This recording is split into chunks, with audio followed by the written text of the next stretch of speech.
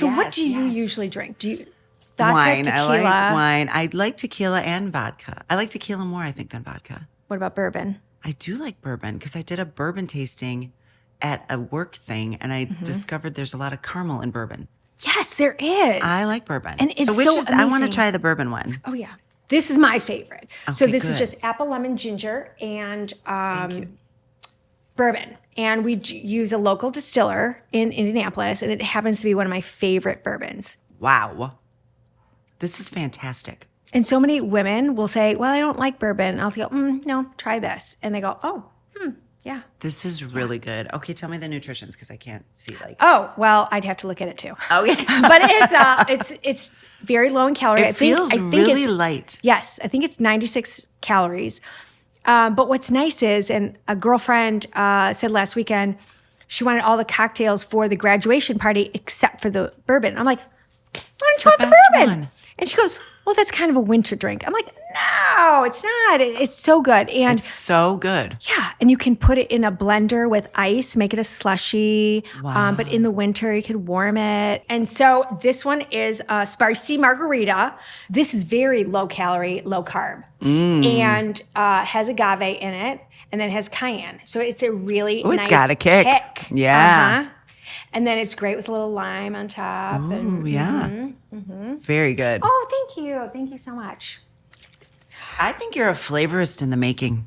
I would love to be a flavorist. You would love to be I a would flavorist. love to play around with flavors. I love it. I love it. And I've got no formal training. Like I said, I am just a selfish bitch. Yeah. And that's how I came up with this. So did you go to college for? I went to IU for journalism. For journalism. Yes. Wow. Yes. So you're a good writer. No, I'm a terrible writer. You're a terrible writer. But I'm great in sales. Yeah. I like selling. Did journalism help? I learned a lot about the business, and the business was so different back then because there was no internet. My dad was in the newspaper business, and so I started selling subscriptions when I was, 15 years old, door to door. Oh, wow. How did you and Sean meet? I don't know if I know this story. Oh, Is that when you were Betty? I was Betty, all right. Betty came out. Betty came out to play. Try this one. This one's our golden colada. This is coconut water, purified water, lemon, lime. Did I say coconut oil? Coconut oil, coconut water, purified water, lemon, lime, orange, pineapple, and then 2 ounces of stevia per 55-gallon drum. Yum. And then this is Malibu rum and vodka. Really nice. Yes. And rum is so different. Like there's Malibu rum. That's the rum I knew. It's like the coconutty one, right? Yes. And then all the other rum tastes like tequila. It's amazing. Yeah. But Sean and I met first week, our freshman year in You're right college. that this is my favorite. Oh, This is right? yes. Okay. The whiskey one. So what are we calling it? Whiskey smash? Fresh whiskey smash. It's so good. Cheers. Cheers. Thank you. Thank you. So you met in college at IU. First week freshman year, I was on a date with his sweet mate, and we were at a party. And he said, do you want to come back to my dorm and meet the 2 funniest guys you'll ever meet? And I thought, it's not a CD collection. It's not, this, that. I said, yes, I do. And I was very interested. And that was Sean. Sean and his Wow. roommate, which they were roommates all 4 years. So wait, so the date guy said, come back and meet the 2 funniest Yeah. guys, and Sean was one of them. Yeah. And then you blew off the date guy. Well, not really. So Sean and I became good friends. Yeah. We just became really good friends. That's a great way to start a relationship, though. Yeah. And then we started going out, and then he dumped me all the time. He dumped me like 20 times. Why? We What met was when we it? were so young. I know. And so we both really It's a needed hard time. Yes. And so then, though, we were, I think, 27, 28. And I had a house. I was just ready. And he was so into his career. And I finally just thought, he is nowhere near getting ready to get married or anything. So I finally broke up with him. I moved to Chicago, had a blast. Oh, that's awesome. And then my mom got us back together. Wow. In the years that we were apart, 3 years, we didn't talk to each other. Not because we were mad, but it just wouldn't be good to start that up again. Because I was in Indy, he was in Cincinnati. Okay. And then I was in Chicago. And I had been thinking about him a lot. And my girlfriend got married, so she came up here to get her wedding dress. And so all these girls, were sitting around drinking, and they said, Betty, because we were drinking, and they said, why don't you have a guy? And I said, I'm just still kind of in love with this guy from Cincinnati. So we do what other 29, 30-year-olds do, but we prank him on the telephone. Hysterical. Oh, kids these days don't know how fun Pranking is. Pranking is so fun. Bring pranking back. We need to bring, but now that you can see who's calling, it's like, yeah. Oh my God, we would laugh our asses off. Oh my gosh, it's so funny. And so I didn't know his home phone number anymore. Yeah. And so we called his work number. And so we listened to his voicemail several times, and it was just ridiculous. And so after my friend got married, she came down. I met her at my parents' house, and she was showing us pictures. And she said in front of my mom, oh, do you remember when we were pranking that guy that you love from Cincinnati? And my mom goes, what? She goes, I haven't heard that name in 3 years. And I go, And now she knows. I know. I was like, ugh. And so it was around Christmas time. And so she just decided when she was going through her Christmas list, she would send him a card. And she sent him a card. And it just happened at the same time. She only had his parents' address. And so he just happened to go over there for dinner. It was just random. And his mother got the card, saw that it was from a McCarthy, and hid it. She was not going to give it to him. So she wasn't pro you two back together? No. She just didn't want to go through that again. Gotcha. And I was like, And so he came over, and then he was telling his parents how he was still in love with me, and he wrote me this really long letter, and his parents were like, oh my God, this came for you today. Wow. And so she gave it to him, and he read it, and he then wrote my family back a card. And my mom had just come up here to visit, and when she got home, she is like, a Christmas card came for us, and here's what it said. And she's reading me every Hallmark, period. And then this, and I'm like, oh, wow. And then she said, from Sean. And as I've said, we have a very large Irish Catholic family. And I'm like, which one? Smith. I'm like, I'm like, he is so reaching out. Wow. And so I went to work the next morning. So I worked at Crane's Chicago Business. So I went there.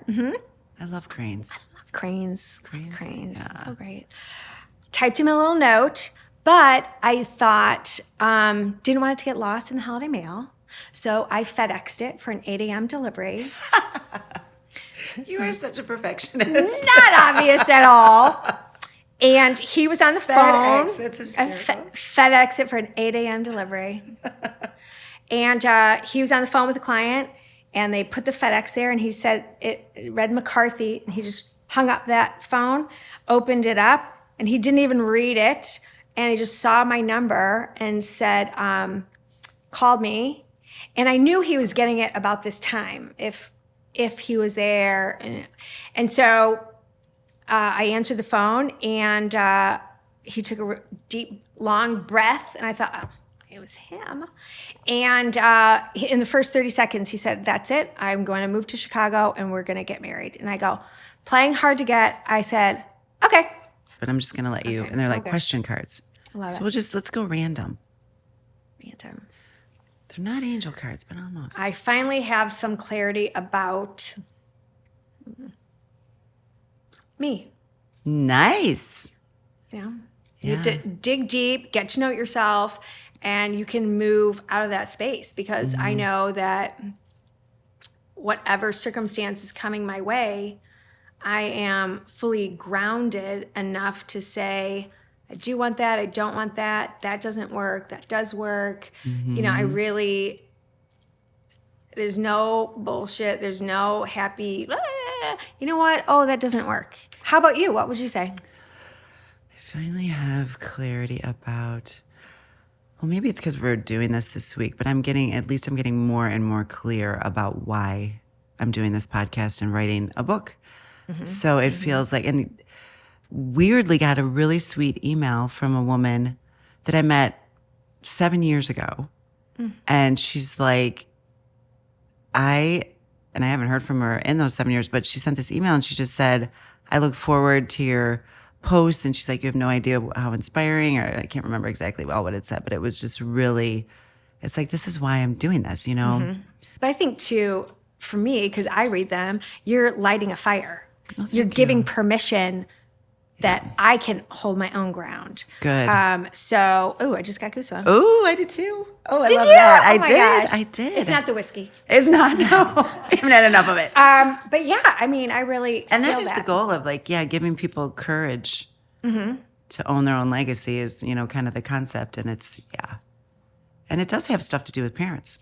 Because sometimes we, told this is our absolutely. legacy. And you're like, wait a minute, this is my life. And Right. Okay, let's do one more. Okay. A conversation I wish I could have again. Well, that's a hard one. It's a hard one, but it's a good one. It's a good one. There's like a million conversations I wish I could have again. Like I'll leave here and go, oh, I wish I said that. Or Right, that was yeah. I let a person go, and I wish I always felt like I had to have a wingman or a second to like validate, I don't know, what I was doing, or to have help, or something that I wasn't so alone. And when I let her go, she was kind of like lingering. And the worst place to be, I think, is that lingering thing. Rip the Band-Aid off. Right. Yeah. And I would say, you got to be cruel to be kind. Yes. And I wish this is it. Da-da. Appreciate you. Love you.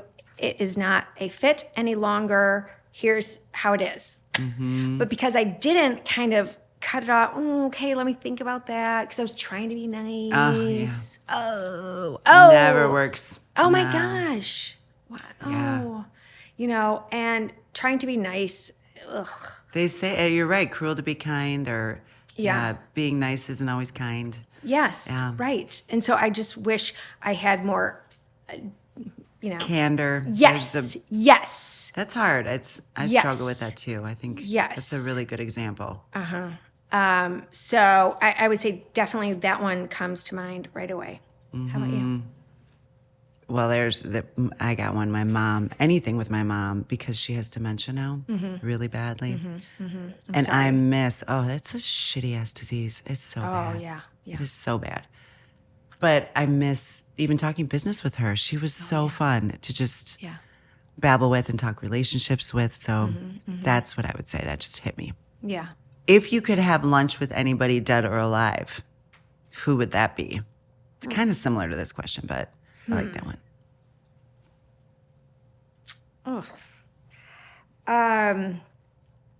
My grandfather. Yeah. Absolutely, 100%. Like he was, he's so amazing, so amazing. My mother's father, Stephen O'Donnell. Yeah, he's lovely, and tough. And how old were you when he passed? Oh, I was 26, 27. So you knew him. Wow. Oh, yeah. I didn't ever know a grandfather, so that's really cool. Oh, gosh. I know. I feel like I missed out on that. Well, they're A still good one. there. Yeah, they are still there. That's so true. They're still there. I have this lady up at the cottage, my happy place, and she was hanging pictures over this week, and she found pictures of my grandfather in our yellow cottage, we call it, and she hung it in the kids' room up in the apartment, I call it. They're going to be like, what the hell? We're freaked out. And she sent me a picture. She's like, do you see the white? Like, I'm like, oh, yeah, he's in there. So that'll be funny. But that's a good one. Yeah. I mean, Yeah. he's a badass. Very humble beginnings. I mean, literally took the boat over from Ireland. Cool. Went back to Ireland because he just did not think this. His two brothers brought him over when he was 17. He didn't think, because you had to pass all these physical tests, and he had some fever as a child, so he didn't think he could come. But he had to go on a 3-day walk to get to the boat. And so he thought, I'll see my family in 6 days. He didn't think he'd pass the test, and he did. And off he went. And he was like, Yeah. Yeah, so it was super Where were they sad. from in Ireland? So my grandfather is from Kerry in Tarbert. Love Kerry. And So spend a lot of time at like the Ring of Kerry. So yes, around there. yes. And but 4 miles is Limerick. Yeah. And so my granny and my mom is from County Limerick in Glynn. And so it's right on the Shannon River, and it's just magnificent. You've been there then. Oh yeah. It's beautiful. Betty's been there. And, Betty's been there. Yes, and most of our family is still there. Nice. Because my grandpa, he finally then asked my granny to marry him over there. They had the 4 kids. They came here, and that's a great story that my grandpa had to come here and work to get the airfare for my granny and the 4 kids to come over. Wow. And so they literally only had the sweaters on their back that her mother had made, a clock, and a painting. And she brought them all over. They had airfare. And my cousin was moving from Arizona to Kansas City, and she had 4 kids, and she's like, car seats and this and that. And she was just moaning up a storm about how is she going to do it? Because her husband took the car, and then she said, well, damn it, you know what? If my grandma can make it from Ireland to this country, I can surely suck it up for a day and do this. And I'm like, damn, there That's you go. so true. I mean, we all have so many stories of resilience, and that can give us power and strength. And but yeah, I love those stories. But, That's very cool. Yeah. My mom would tell a story about her grandma, 13 kids, and a funky hip because she always had a kid on her hip. yeah. I guess she was just an amazing woman. So yeah, definitely strength in those days. Like yes, but and today too. Yeah, I mean, different, right? Yeah, yeah. Look what we do. We are doing. Yes, look what we are doing, True. and better together than alone. Absolutely. And we can call on other people to give us that support. And aren't we lucky that we can vocalize that? Absolutely. And just say it. And being around now with the women's movement. Right. Women empowering women it's a thing.